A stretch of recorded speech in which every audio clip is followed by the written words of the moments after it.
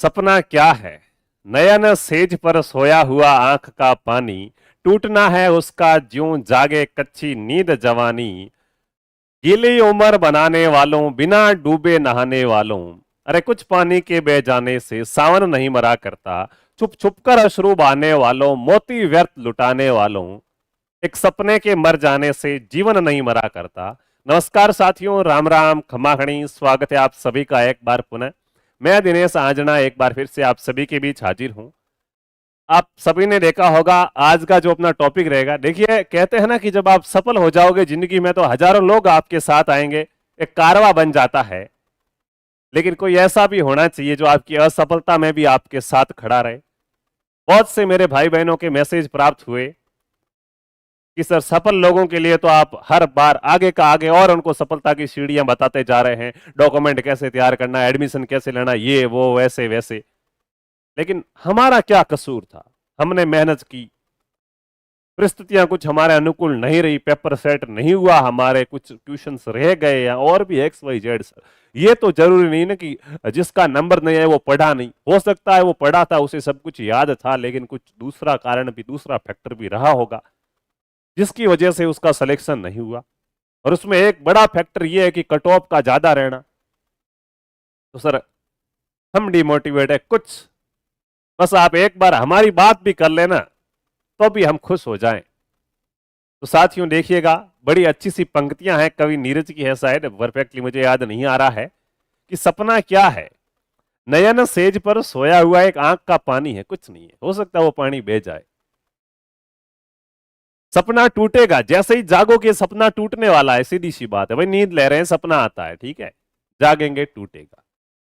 अब वापस से जो आपने नींद में सपना देखा है उसको हकीकत करने के लिए आप प्रयास करते हो जागकर, या फिर रोते रहते हो कि अरे यार मेरे को तो अच्छा सा सपना आ रहा था, टूट गया, अब तो कुछ है ही नहीं मेरे पास। तो दो विकल्प आपके पास है, पर मुझे नहीं लगता कि कोई उस पर रोएगा, मलाल करेगा। साथियों, जो हो गया सो हो गया, अब उस पर पछताने से क्या फायदा?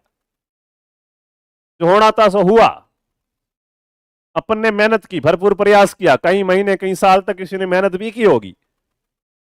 समझता हूं मेहनत करने के बाद जब परिणाम हमारी अपेक्षा के अनुरूप नहीं आता है तो बड़ा दुख होता है। लेकिन साथियों, उस दुख को लेके बैठे रहेंगे तो आगे का भविष्य है वो अंधकार की ओर चला जाता है। उस दुख से बाहर भी निकलना होगा, उस पीड़ा से बाहर भी निकलना होगा, और वापस से हमें आगे की प्लानिंग बनानी होगी। राजस्थान के इतिहास में आपने बहुत से ऐसे युद्ध पढ़े होंगे, बहुत से किस्से पढ़े होंगे। क्या कोई व्यक्ति एक बार हार गया तो फिर वो बैठा रहा, फिर रोता रहा क्या? अरे यार मैं तो हार गया, नहीं। वो हारा, उसने फिर से उठ खड़ा हुआ, कुछ दिनों के बाद फिर से अपनी सेना बनाई, फिर से प्लानिंग बनाई, योजना बनाई, फिर से अटैक किया।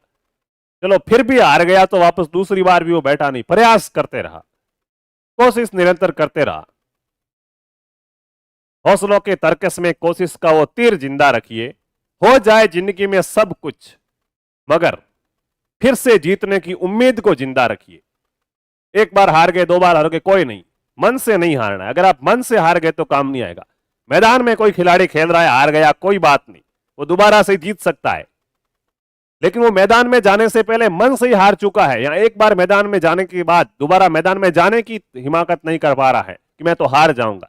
साथियों, वो मन से हार चुका है, उसके जीतने की संभावना शून्य हो जाती है।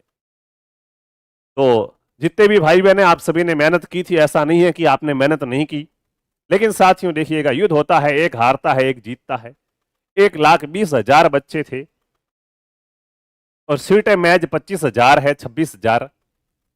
26,000 सीटों पर 1,20,000 बच्चों को कैसे एडमिशन दिया जा सकता है?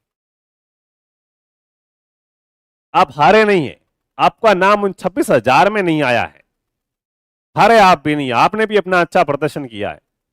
जरूरी नहीं है कि जो पहले नंबर और दूसरे नंबर और तीसरे नंबर पर आए वही अच्छा व्यक्ति है, चौथे वाला भी अच्छा हो सकता है, लेकिन हो सकता है उसको मेडल नहीं मिला, लेकिन मेहनत तो उसने भी की थी।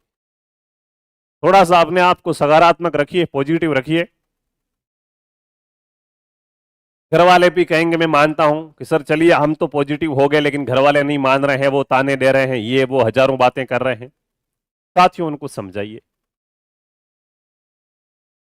उनको विश्वास दिलाइए कि आप मेहनत कर रहे हैं, और सिर्फ थोथा विश्वास नहीं दिलाना, मेहनत भी करनी है साथियों। घायल शेर की दाढ़ है वो पहले से कहीं ज्यादा खतरनाक होती है।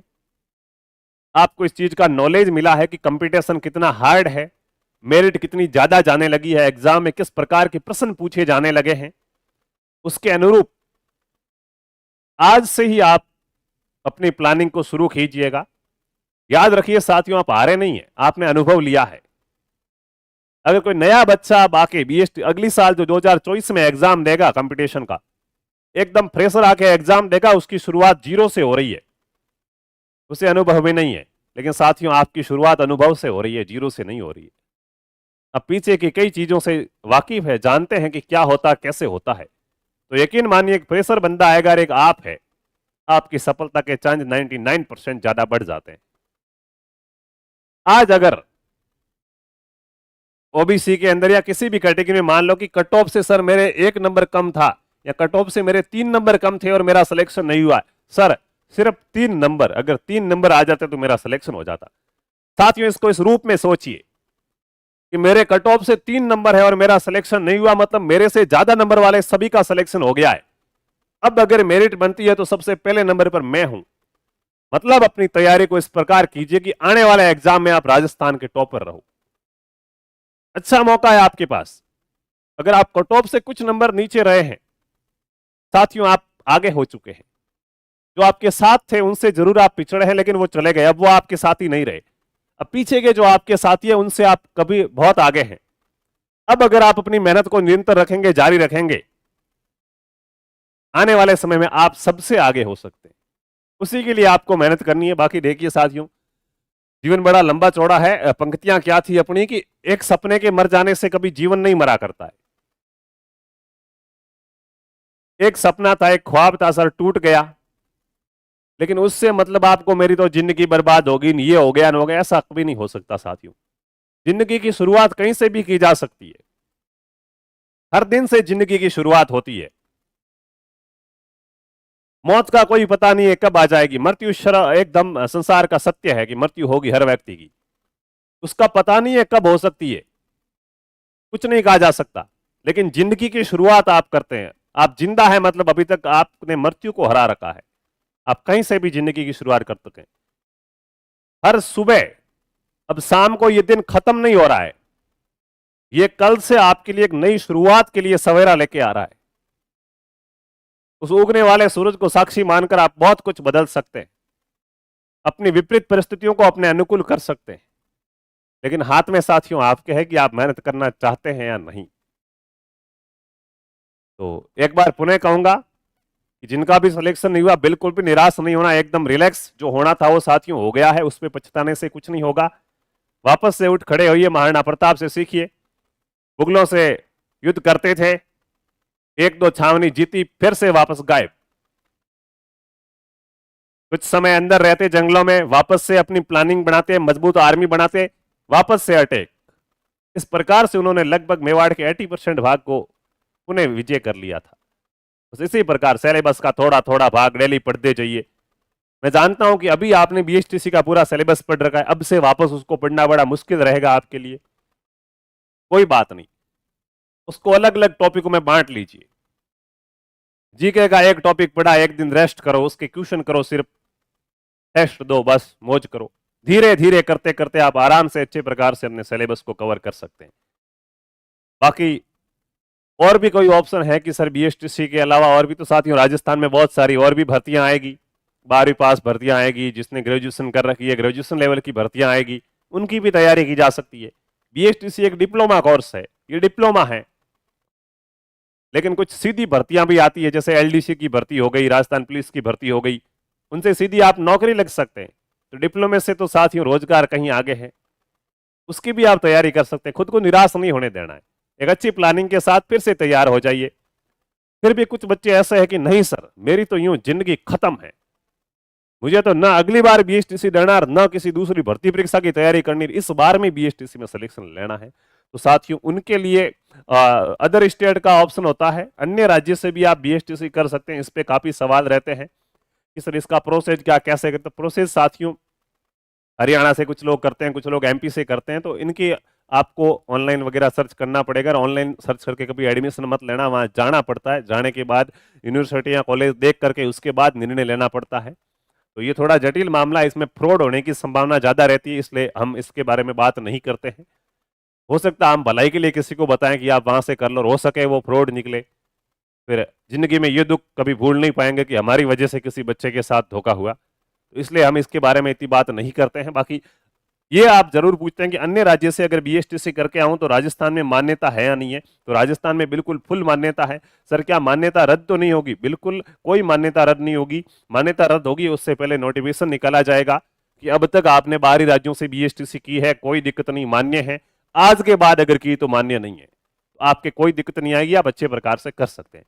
ठीक है, तो ये एक छोटा सा सेशन था आप सभी की मांग पर। निराश नहीं होना, हताश नहीं होना साथियों, मेहनत करते रहिए। जिंदगी में बहुत सारे ऑप्शन मिलेंगे, बहुत सारे मौके आएंगे, और मैं तो कहता हूं कि हर समय को मौका बनाओ और उसका अच्छे से इस्तेमाल करो। मौके का इंतजार नहीं करना है, जो समय चल रहा है उसको मौका बनाओ। कहते हैं ना कि सर मनोविज्ञान के अनुसार पढ़ने का सबसे अच्छा समय कौन सा है? ये बस अभी से पढ़ाई स्टार्ट करो, यही सबसे अच्छा समय। जब भी आपको ऐसा लगे कि मैं पता करता हूं यार पढ़ने का अच्छा समय कौन सा, कब से पढ़ाई करनी चाहिए, बस सर्च करना नहीं, उसका मन में ही सवाल में यही बस अभी से पढ़ाई करनी चाहिए, यही सबसे अच्छा समय। उम्मीद है आप सभी इस बात पे अमल करेंगे और अपने आप को मोटिवेट रखेंगे और अच्छे प्रकार से तैयारी करेंगे। और मुझे पूरा विश्वास है कि अब की बार इस सेना के नेतृत्व के अंदर सबसे आगे आप खड़े होंगे अच्छी रैंक के साथ, यही मैं उम्मीद करता हूं और ईश्वर से दुआ करता हूं कि आपको इस कार्य में भी सफल करें। तो चलिए फिलहाल तो चलते हैं, मिलेंगे अगली क्लास में। धन्यवाद साथियों।